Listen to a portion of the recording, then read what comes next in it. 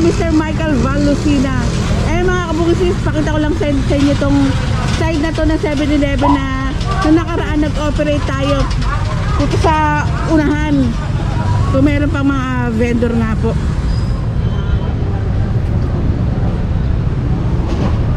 And malinis naman po, wala yung mga vendor po na nakita natin nung nakaraan. Ito po, tanggal na nga po itong ginawang harang. Ang daming mga nakapark na mga motor.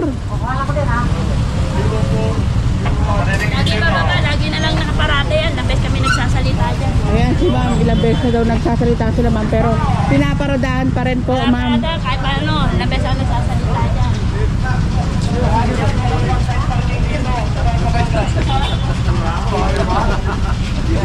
Ay, may kasama po tayong towing para magtunga po sa mga sasakyan. Kasi walang ano to na number.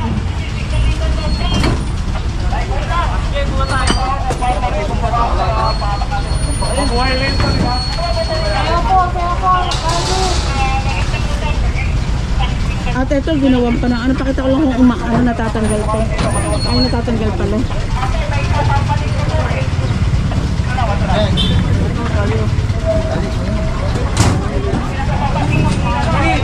Pwede yung tali, tingnan mo nga. Tatanggal mo nga to.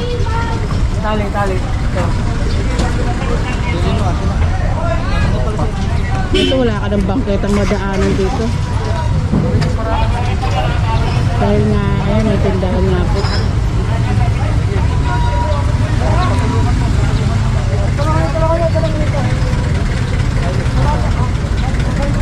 Pinapausap nga po ni Sir Richard itong tindahan nila ma'am para madaanan nga po itong bangketa. Nasa tapat pa ng no parking. Nakita ni General. Ay, may nakalagay no parking. Kitang kita pero ang daming mga nakapark na sasakyan.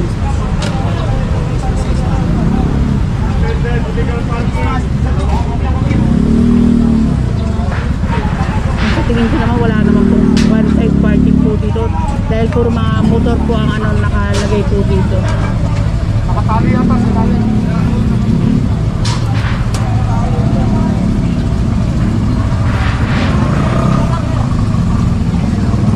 Ay, may tumutulo pa dito. Pag may dumaan dito baka may mangyari nga po. Maganda.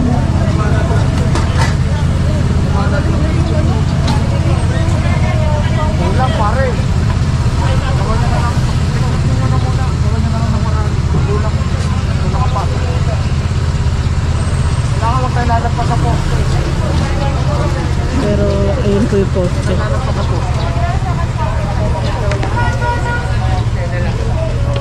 May non-contact apprehension din sa tita. Dapat na ganun. Iniiwasan. Pina-forward namin ng pag government employee. Kaya ma-apektuhan pa yung magiging unfair naman sa iba pag hindi tinuluyan yung diba?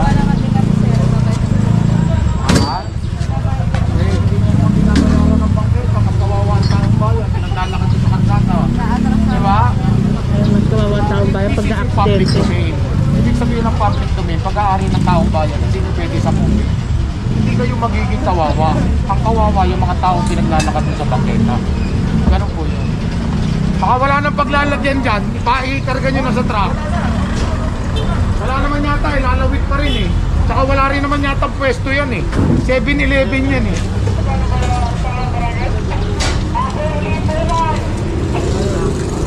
Magaling kung nandyan yung may-ari, mapapasok natin. Wala rin yung may-ari. Iniwan din. Kaya kumpiskado na po ito. Dahil wala rin pong nagpapakita na may-ari. Kaya ito nga po motor. Tow na po yan.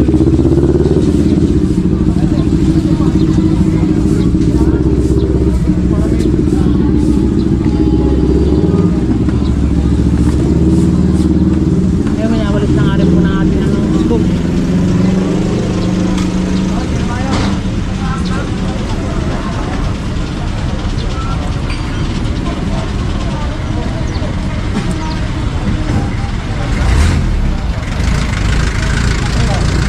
Tinutulungan na nga rin po nila ni Sir Richard na mapabilis nga po na ipasok nga po yung mga nakalagay na paninda nila ma'am dito sa bangketa.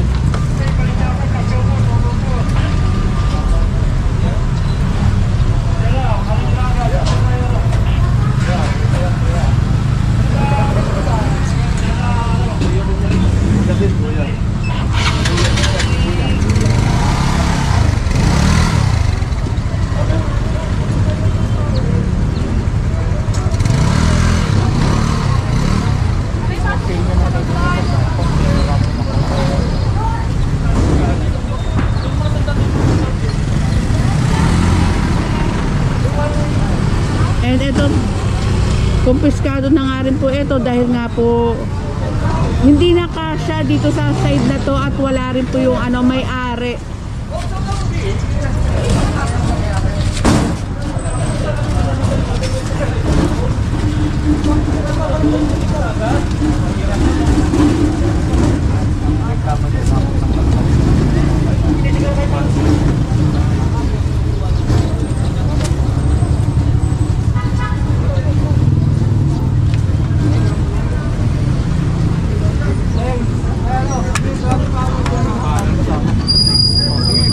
Kaya ba? Alalay.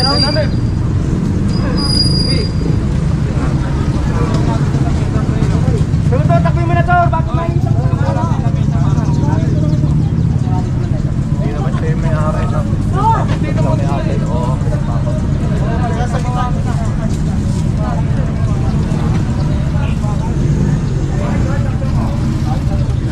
Ayan, kapag inayos naman po nila sir etong ano, tindahan nila, sa tingin ko naman kasya naman po dito sa pwesto na ito. At ayan, maluwag nang makakadaan nga po yung ano, taong bayan dito sa bangketa.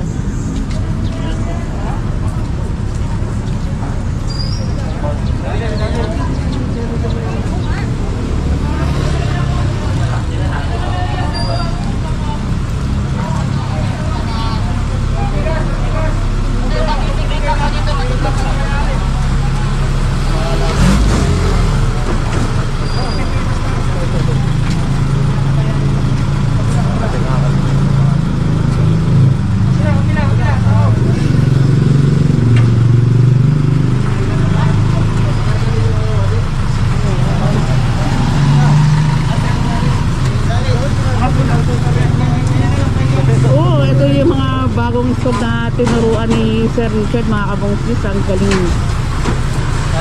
Kaya alam na nga po nila ang kanilang gagawin para maitali nga rin tuto na maayos, mailagay sa truck ng maayos.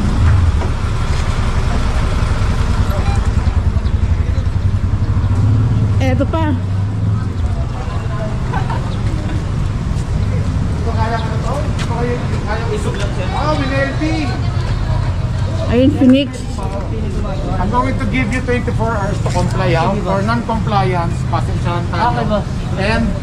And yung pesto na yun, maapektuhan din. Kasi based on, meron tayong ordinance 1724. To be honest, bawal sila nagpapatinda sa harapan nila. Magkaiba kasi po itong tindahan, tapos ito, kainan. Ano ko lang po sa inyo na itong ano, Phoenix nga po.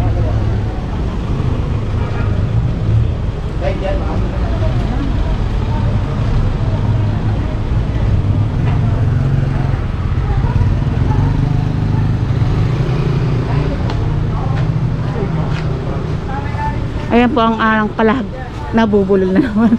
Ayan po ang kahalagahan ng ating clearing, mga kabungsis, dahil dadating ang araw, ang bangketa at ang kalsada hindi na natin makikita dahil sinakop na ng mga residente, ng mga vendors. Kaya mahalaga nga po ang ating clearing sa araw-araw para maibalik ang para sa taong bayan, ang pag-aari ng taong bayan.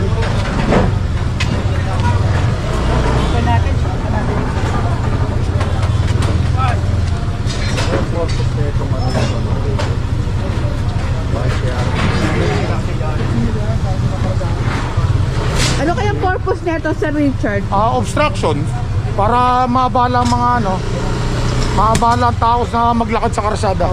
Bitigyan ko yun. Parang bakal. Marami mo yung ano plastic. Kasi bakit meron pang ganito?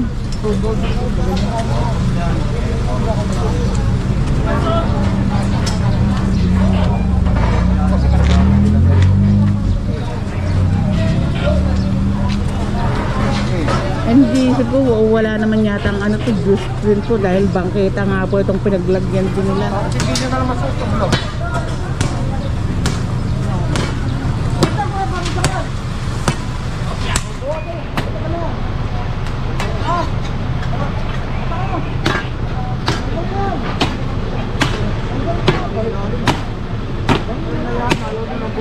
Ayun, nabuhat na.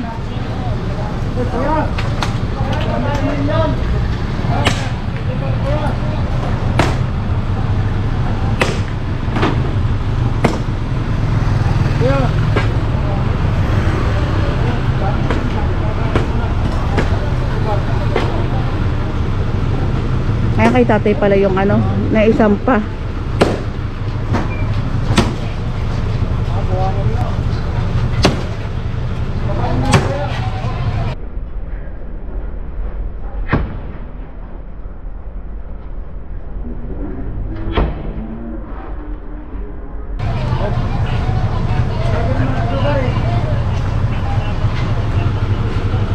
Ayan, kapag naisampa na nga po ng ating clearing team, hindi na po nagbababa ang ating clearing team.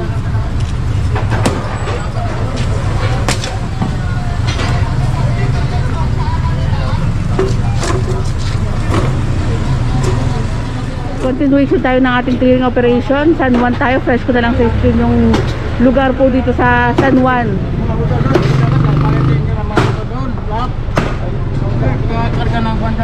Ito po yung pag-aari ni ano, tatay na kinumpis ka nga po.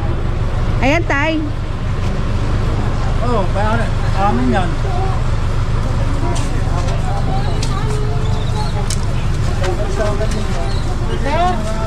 Ito yun. Kanina ito, banner kikling. Hindi naman ito. Bihat, tabi. Subukan ninyo. Subukan natin sa barangay. Ano bang barangay ito? Barangay Bagong Lipunan. Susubukan natin. Pag sinabi ng barangay na ibalik, pag pinag nila para malaman natin, para alam din nila na ano kayong peso nun eh. Dahil nakuha nga po yan, na kumpiska. Bakit ang word nakuha? Nakumpiska po yan sa may bangketa. 7-Eleven, sa barangay tayo, dokumento natin. So, panoorin nyo lang po yung una kong upload para mas maunawaan nyo po. Picture ka. Para makita ko kung sinong naghahapon. Para lang malaman natin kung sinong naghahapon. Ayan po, ibang picture po ni Sir Richard. Report po yan. Kasi ang complaint dito, presidential complaint. Walang problema. May kulong yan, ha?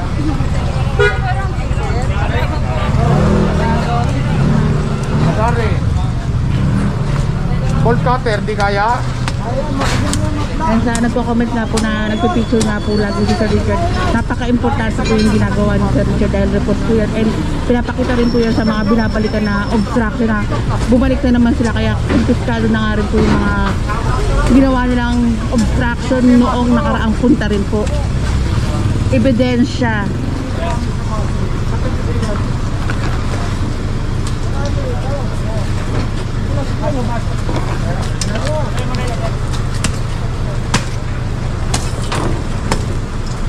Ay, may no parking sign pa pala dito. Kumpiskado na nga rin po.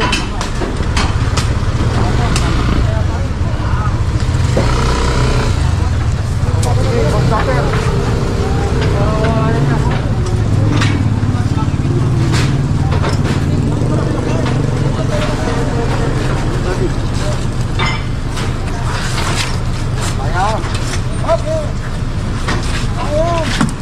Po, tanggal na. At mamasuhin naman po yan para hindi makadisgrasya.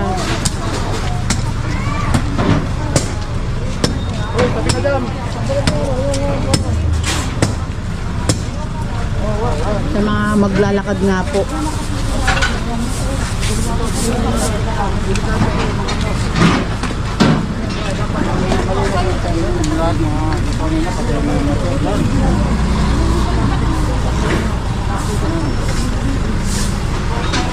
Pero yung mga motor nga po sinasabi nila tatay na sikita na nga po yan kanina nung pagpunta pa lang po natin dito.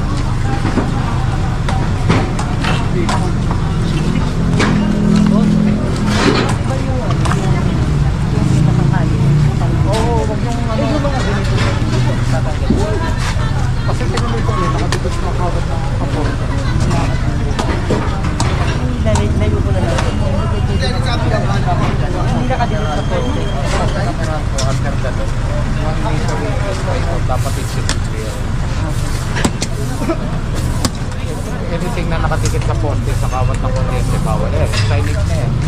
I-report ko yan. Kararating ito City Hall lang dyan. Ngayon, for non-compliance yan, susulatan ng City Hall yan, non-compliance, kakancelin mo na permit yan. Parang Boracay, sinaran mo na. Nauna ko na sa'yo. Para mamaya kapakaram na. May ikaw naman tama. Pero hintayin mo na. Ito, wala akong sasabihan eh. Saka nakita mo, welded. Diba? Gugugol lang ilang araw yan. So, obligado ako ang dito. Kasi sa inyo, mamonitor ko.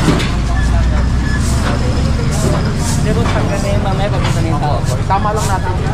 Para maintindihan nyo nga po, ito nga po yung tindahan nila, boss, na naka-fix na nga po. Pakita ko lang po sa inyo. Ayan, ito po. Na nasa una na nga rin po nating upload dahil naka-fix na nga po ito. And proceed tayo dito sa kabila.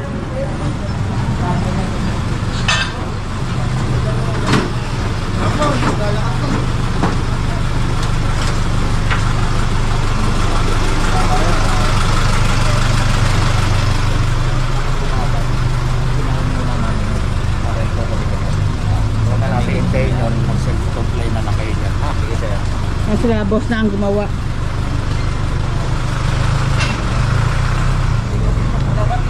Yung mga pon-pon sa daan. Bakit gawan mo ka ng paraan? Nakaharang ng mga pisasa ko.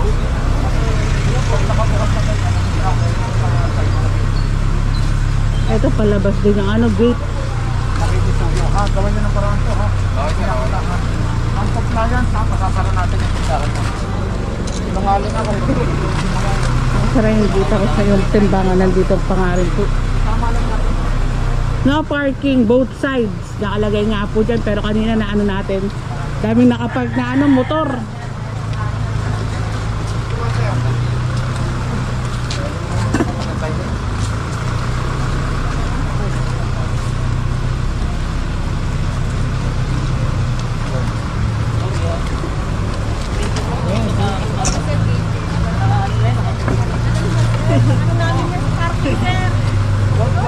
Kompistado.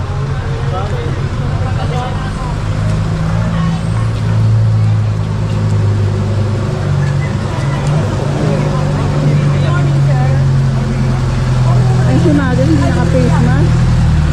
Hindi ka nagagalit.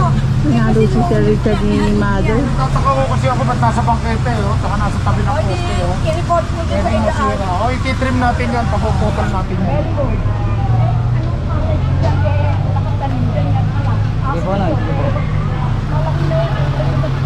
Ayan mga kabungsis.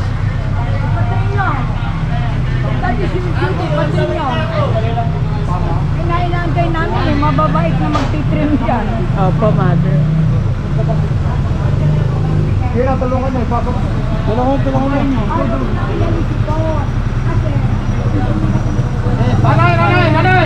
Nanay, huwag niyo muna kami pakialaman. Tinatanggal natin ang lakaran ng tao. Kawawa kasi ang tao pag naglakad sa karsada. Baka masagasaan. Very good. Ha? Kaya huwag niyo nang ilalagay itong mga bangko dito para hindi ano. Hindi ako naglagay dyan anak eh. Inaawat mo kami. Kaya nga, bakit nyo na dito? Kung yun ang rules and regulation, I will follow. Opo, Nay, mask. Yes. Yung mask ni Mother sana. Mother, yung mask niyo po. Kaya hindi na sinasabi ko sa kanila. Makinig kayo, ayaw naman akong pakinggan, mabubuhat ko na naman. Dahil na lang. Oo. Pagsisimento namin yan eh.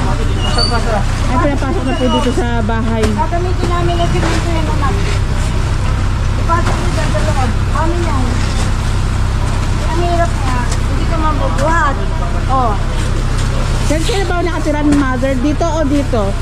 Akin dito ang apartment. Ah, sa iyo itong buong apartment ni Mother. Okay. I'm the owner. Ay, tinig ako eh. Kailangan Pwede ba pero nawalis na yun? Wawalisin ko. Huwag mo lang iuwi anak ha.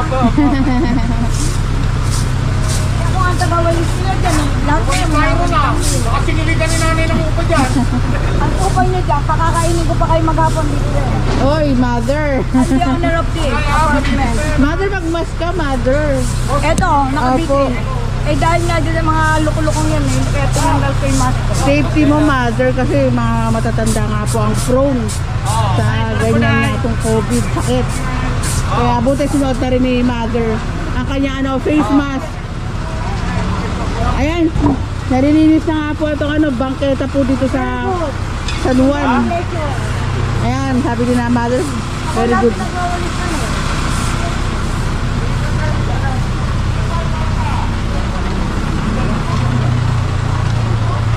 And 1, 2, 3, ang ganda nitong isang motor nito. Tatlong motor.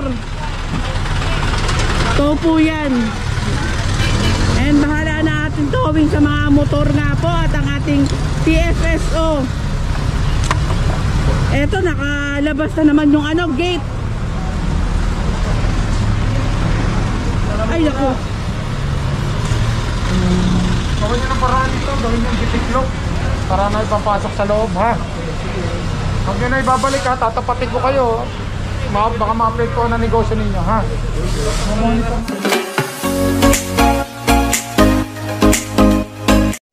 I don't wanna fall in love. I just wanna have some fun, yeah. I don't wanna fall in love. I just wanna have some fun. I don't wanna fall in love, fall in love, fall in love, fall in love, fall in love, fall in love, fall in love. I don't wanna fall